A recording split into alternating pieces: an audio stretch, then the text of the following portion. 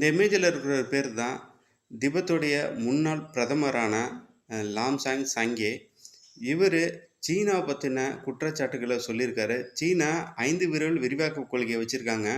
திபெத்துங்கிறது உள்ளங்கையாம். நேபாள், அருணாச்சல பிரதேஷ், பூட்டான், சிக்கிம் அ மற்றும் லடாக் இந்த சுற்றி உள்ள பகுதிகள சீனா ஆக்கிரமிக்கிறதுக்கு பலமுறை முயற்சி பண்ணிட்டு இருக்காங்க. அதுவும் குறிப்பா டொக்லாம், லடாக், கல்வான் வேலியெல்லாம் இதில உதாரணமா சொல்லலாம். அத இந்திய ராணுவம் வெற்றிகரமா முறியடிச்சுட்டு வராங்க அப்படின்னு சொல்றாரு. திபெத் 1949லேருந்து சீனா தன்வசம் வச்சுக்கிட்டு இருக்காங்க.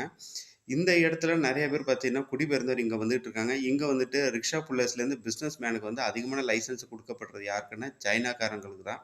அதனால இங்க 139 கனிம வளங்கள் அளவுக்கு அதிகமா கிடைக்குது. அதில குறிப்பா லித்தியம், கோல்டெல்லாம் பார்த்தீங்கன்னா, இங்கேருந்து சொருடிட்டு போறாங்க சீனாக்காரங்க.